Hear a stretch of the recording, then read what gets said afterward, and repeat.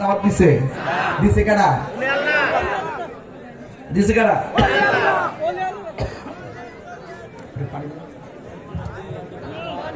এই দিছে কে ওলি আল্লাহরা কারা ওলি আল্লাহরা এখন ওলি আল্লাহরা ওলি আল্লাহর ইসলামের দাওয়াত দেওয়ার পরে এই দেশে ওলি প্রেমিক বেশি হয়ে গেছে ওলি প্রেমিক বেশি হয়ে যাওয়ার কারণে অনেক মানুষ ওলি আল্লাহর বিরুদ্ধাচরণ করে আবার আমরা যখন ওলি আল্লাহর মাজারে যাই আমাদেরকে মাজার পূজারে ট্যাগ দিয়া রাষ্ট্রযন্ত্রের কাছে শিক্ষিত সমাজের কাছে আমাদেরকে ভ্রান্ত আর ভণ্ড বানায় রাখার চেষ্টা করে এখন আমরা এই কথাগুলো বলি না এখন বাধ্যই বলি তখন সমাজের রাষ্ট্রযন্ত্র আমাদেরকে একটা সাইড করে ভালো রাখে অথচ আমরা কখনো মাজার পূজা করি না আমরা মাজার জিয়ারত করি কি করি জিয়ারত করি তাইলে বোঝা গেল যারা ওলি আল্লাহর পক্ষে যাদের কারণে এই ভূমি আলোকিত হইছে এই জমিন ধন্য হইছে ওলি আল্লাহর প্রেমিকরা হইল এই দেশের মালিকানাধীন আর যারা ওলি আল্লাহর বিরুদ্ধে অবস্থান করিয়া ওলি আল্লাহর মাজারকে ভাঙ্গার জন্য ষড়যন্ত্র করে এরা হইল দখলদার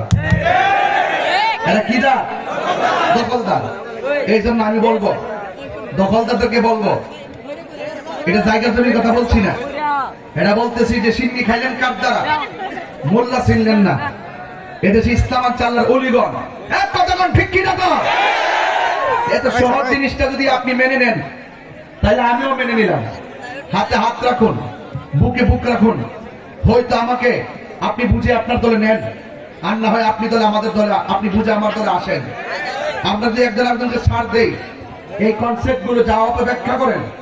আমি মাইক দিয়ে এগুলো বলতাম না আগে এখন বলি ভাবলাম যে ওরা বলছে দেখলাম যে এগুলো বলতে বলতে দুইটা পাঠ হয়ে যাচ্ছে ওলি আল্লাহ আমার বাপের সম্পদ না ওলি আল্লাহ সবার সম্পদ শাহজালি আমনে শুধুমাত্র আমার না শাহজালি আমনে আপনারও তাইলে ওই মাজারের মধ্যে জিয়ারত করতে যাবেন আপনারা তো যান তাহলে অযথা আপনারা মাজার পূজার কোন কেন